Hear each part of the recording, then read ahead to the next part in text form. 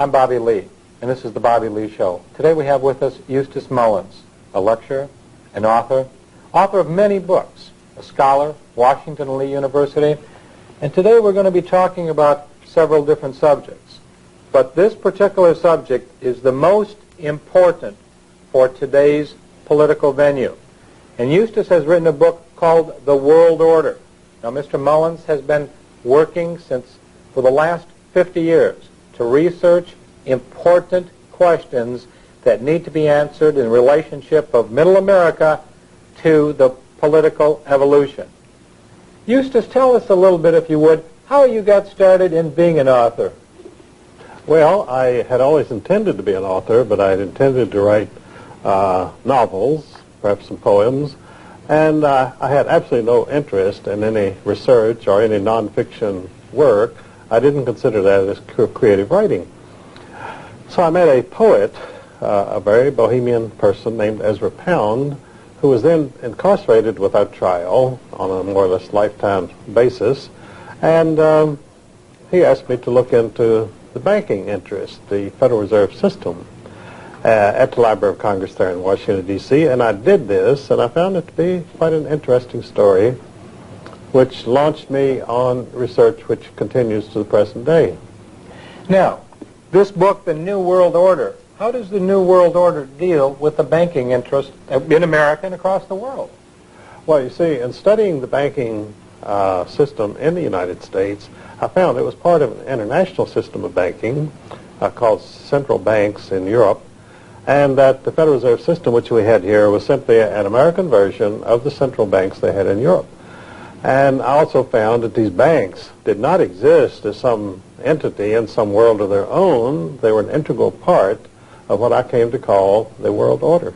Now, Eustace, this New World Order and this banking system, I was under the impression that the banks themselves were American banks and it was the federal government that owned the banks. Are you telling me that our government itself doesn't own these banks?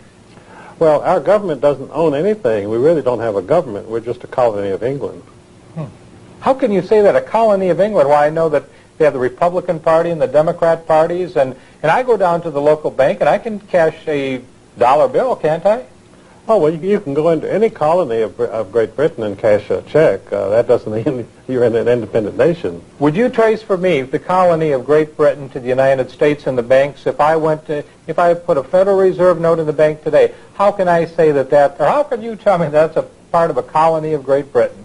Well, you see, we started out as a colony of Great Britain, and then presumably we won political independence in the American Revolution. But you see, the American Revolution was not against the bank. The American Revolution was against King George III. So we won against King George III, but we didn't win against the Bank of England, of which King George III was a major stockholder. So King George lost this wonderful colony over here, but he retained the banking control and continued to get his interest and his profits from his American colony, just as before. Okay, let's go from King George to the Federal Reserve. What happened in between? Because there was some time in there, and some people say that Andrew Jackson was one of the best presidents this country ever had. Could you tell us about him, and what did he do in regard to banking? Well, you see, immediately after the Revolution, when we had our wonderful independence and we could have the 4th of July and shoot off firecrackers and still pay interest to the Bank of England, which no one seemed to mind because they didn't know about it, and so Andrew Hamilton reestablished the Bank of England presence in the United States of America immediately after the Revolution, called the First Bank of the United States, which Jefferson strongly opposed. And when Jefferson became president, he refused to renew the charter of this foreign central bank, the First Bank of the United States, so it went out of existence. And in revenge for that, England declared war on us, and we had the War of 1812, which was simply a banking war. Of course, you won't read that in any history book in England or in the United States. They tell you that American seamen were being impressed by the British Navy. They would stop American ships and impress American seamen. And this was the occasion of the war. Well, it had nothing to do with it. It was simply the Bank of England said, we're going to punish the United States for refusing to renew the charter of the First Bank of the United States. So anyway, the first Bank of the United States disappeared, and then Nicholas Biddle, an agent of James Rothschild of Paris, chartered a second Bank of the United States. And it was doing quite well until Andrew Jackson came along, and he said to the bankers, "You are a nest of vipers, and by God, I will rout you out." And so he did. He removed all of the government deposits from the Second Bank of the United States in 1836, which caused it to collapse. And in revenge, the Bank of England suspended all American paper, which caused the first Great Depression in the United States, called the Panic of 1837. That was strictly a banker's panic. And of course, then the Rothschilds came in and bought up American securities at 1 cent on the dollar and established a great many of the great American fortunes, including J.P. Morgan. But Andrew Jackson himself, you would credit him with at least taking a stand against this banking monopoly that is destroying his America. Well, he was a general and a patriot and an American, and to him, the bankers were Satan incarnate. They were robbing and looting this country. They were oppressing the people. They were causing financial depression and widespread suffering, and he said, "I'm going to go after them," and he did. Unfortunately, the history books do not tell you why he did anything that he did, so the American children go to school and they have no idea what all this was about. Neither do the college students. Neither do the graduate college students. You know, I saw a beautiful statue of Andrew Jackson not long ago up in Jacksonville, Florida. A lot of people don't realize that the state of Florida, the first governor was Andrew Jackson. Yes, that's right. And this city of Jacksonville was named after this wonderful patriot and hero of the American middle class. Now, let's go a little bit further. You mentioned the word Rothschilds. Where did that name come from, please? Well, there was a family of moneylenders in Frankfurt, Germany, named Bauer, which means peasant. And why these moneylenders were trying to call themselves peasants, I don't know, because none of them had ever been near a plow in their life.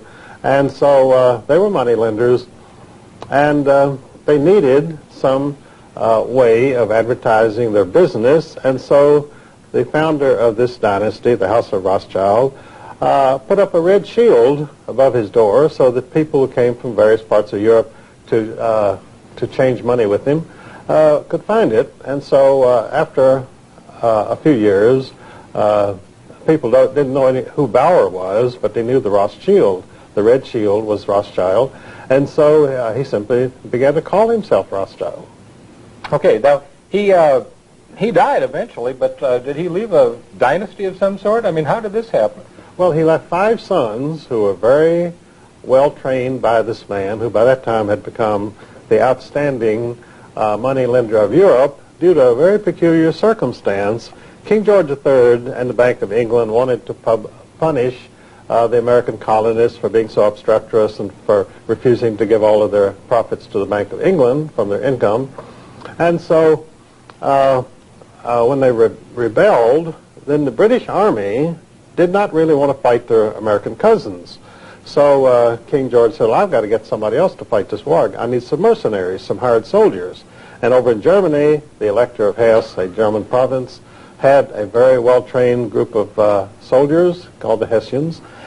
And so he said, well, I'll rent these out to you, King George, who was a German himself, by the way, of Hanover. And he said, for $5 million, you can have this nice army. And so George said, all right. And then when the Elector of Hesse got this $5 million, he said, what am I going to do with it? And they said, well, there's a very good investor and financial advisor named Meyer Amschel Rothschild in Frankfurt. So he let Meyer Amschel lend out this money, which was the biggest chunk of capital in Europe at that time, $5 million. And so Amschel spread it around, and pretty soon he brought back $20 million to the elector, who was very pleased, and kept $5 million for his efforts. So now he was a monetary power himself, and of course the Elector of Hesse let it be known that if you had money to invest, put it in Meyer Amschel's hands. So when Meyer died, he had 5 sons, and so they dispersed themselves over the 5 capitals of Europe. And Nathan went to London, James went to Paris, and so forth. So they now had total control of the monetary resources of Western civilization, the entire continent of Europe. tell us about the Rothschilds now, how they enter into the picture as far as, shall we say, the Federal Reserve is concerned. Well, the Rothschilds realized early on you don't make any money by lending somebody $200 to buy a used car. They only dealt with governments and with the kings of Europe, and they only handled government loans because that's where the big money was.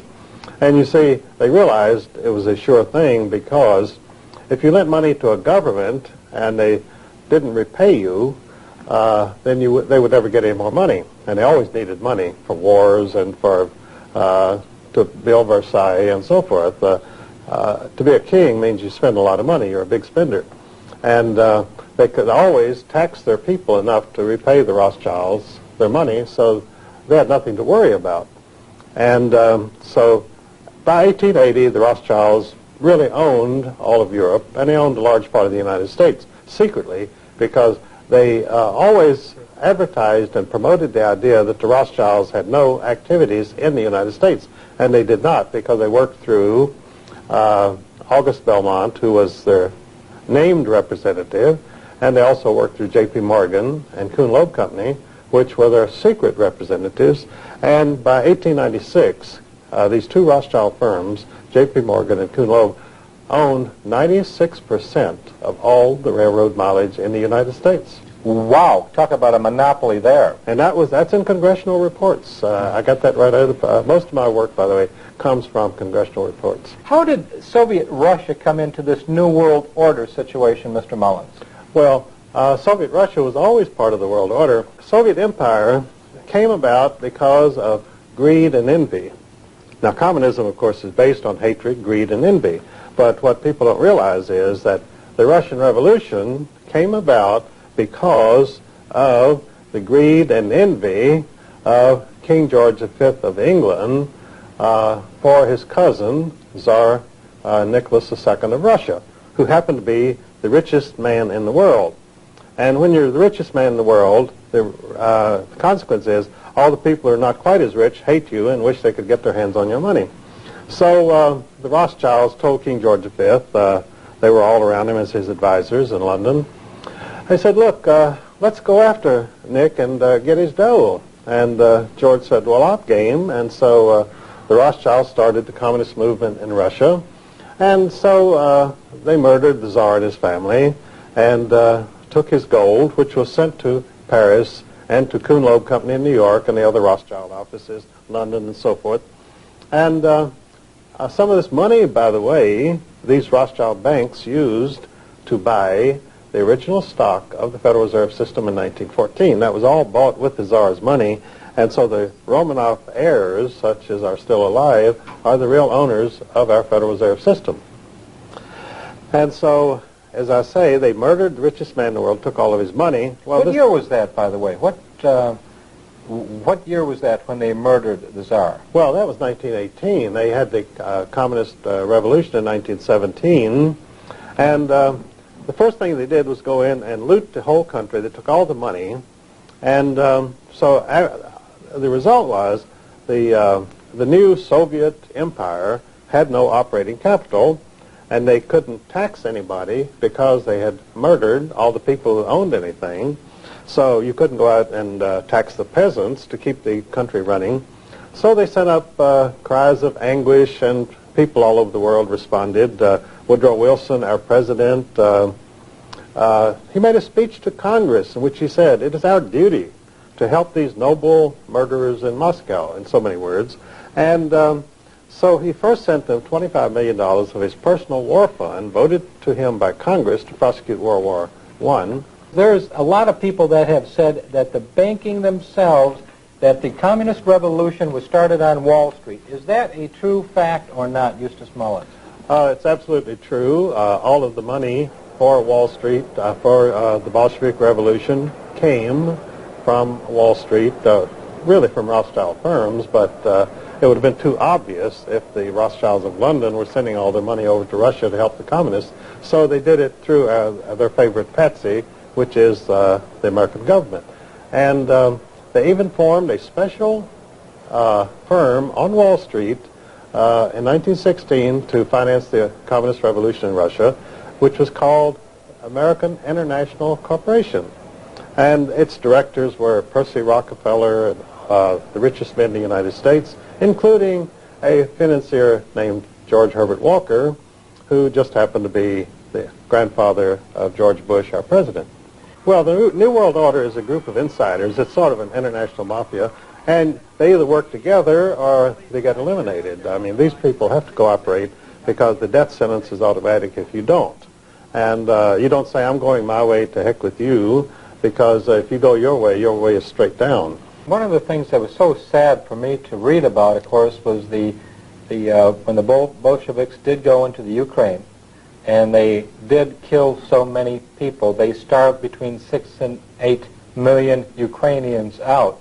And this is the end result of what the America has done, because America itself, this government, not the country, I don't believe the country, Eustace, I don't believe the patriotic people in the country, but this government was responsible for funding situations like this, weren't they? Oh, very much so. And in fact, this great massacre of the Russian peasants in the early 1930s was deliberately suppressed by Walter Duranty, the chief correspondent in Russia of the New York Times, and he dictated what would be allowed to be sent back to his country.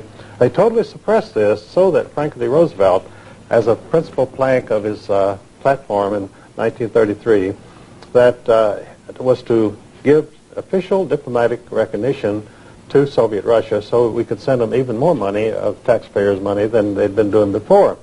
So, but they couldn't do this if the press was going to print a story that 10 to 12 million Russians had been murdered by Stalin.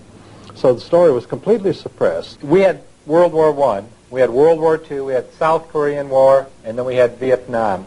Should we have fought any of those wars, Eustace Mullins? Was there a real reason? And what was the end result of us being involved in, say, World War I and World War II? Well, John, you have to understand what wars are. Wars are carefully staged productions. Now, these are all carefully staged, and they did what they were supposed to do, and they had a good audience, and so I think they were successful.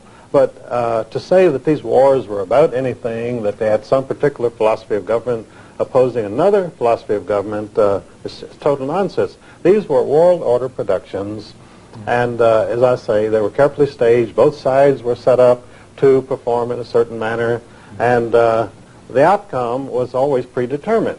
In other words, you were looking at a staged production which you had already seen many times, a sort of a soap opera, and you knew how it was going to come out before it even started. Tell us a little bit more about Winston Churchill. Was he a bought and paid for? Yes, Winston Churchill at times spoke out against communism, and he was really a drunk. If he didn't have his 2 quarts of whiskey a day, he really didn't know where he was.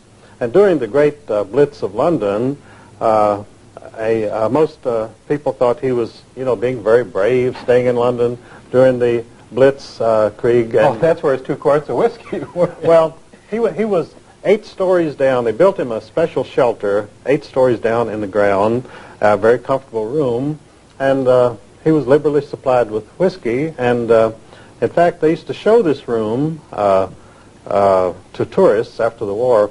But a historian named David Irving did a new biography of Winston Churchill, and he was an establishment historian. He was published by Macmillan, which is owned by the Rothschilds. And so he sent this new biography of Churchill to the offices of Macmillan, in which he went in at some length about how this old drunk slept out the war in this special room underneath London. And they said, oh, no, you can't print that. And he said, well, that's the key to my whole biography. And so they said, well, goodbye. And they refused to print the book. And he finally got it out on his own, and he started touring and lecturing on some of his discoveries, with the result that Canada officially banned him from entering Canada as a very dangerous person, because he was telling the truth about Winston Churchill. And they have riots when he speaks, and it's all very exciting. The Rothschilds and the World Order dynastic families, they profit by other people's suffering and despair. They profit when you have a communist revolution go in and murder 10 million peasants. They profit when you have a world war which devastates Europe. And so this is exactly what happens. Baron Alphonse de Rothschild was asked during the Communist Revolution there, he said, aren't you worried about all of your houses and your vast estates and so forth with the revolution going on? He said, certainly not. He said, you always want to buy when blood is running in the streets. That is, when everybody thinks we're collapsing, nothing's going to be worth anything, and they say, I'm going to dump this for a penny on the dollar. That's when the Rothschilds and the insiders buy everything. Let's go back to the dynasties, because one time I heard you speaking, Eustace, and you said that there are 3 tiers as far as the dynasty of families is concerned from the Rothschilds and the New World Order. Could you explain that 3-tier system to me? Well, nothing can really function unless there's a hierarchy. Somebody at the top has to tell the people lower down what to do and how to think and how to act and so forth. So in the world order, you have a very distinct hierarchy. Dynastic families who can trace their lineage back thousands of years, and because they have learned to survive and how to manipulate other people to do their will. And that's all being a member of the world order means. You know how to use other people and profit by them. And whether you slaughter them or rob them or torture them, whatever you do, you make money at it. And this is what they do. So in the world order, you have a top hierarchy of first-tier rank of dynastic families composed really of the old surviving aristocracies of Europe, the black nobility they're called. They're called the black nobility because they came from the darker strain in the aristocracy of Europe. And the old Viking, blue-eyed, blonde aristocrats, more or less, were pushed into the background, or they intermarried with the black nobility and became contaminated. And this is what you have. Of course, the surviving royal family in Europe today is the royal family of England, and they have been black nobility since the 12th century, when the Este family of Italy married into the British royal family. So the first rank, first tier is the old aristocracies of Europe, plus what they call their Hofjuden, their court Jews, which are the Rothschilds and families of that nature, who are able to raise money for them and keep them functioning. Now, in the second tier of world dynastic families, the world order, you have the families who themselves are enormously rich and powerful, but their duty is to serve as courtiers to the first tier of dynastic families. And people in that category are the Rockefellers, the Harrimans, the Morgans, and so forth. Now you have a third tier of dynastic families who serve the second tier. They're never allowed to approach the real top people in the first tier, but they can only serve through serving the second tier. And these are families like the George Herbert Walker Bush family.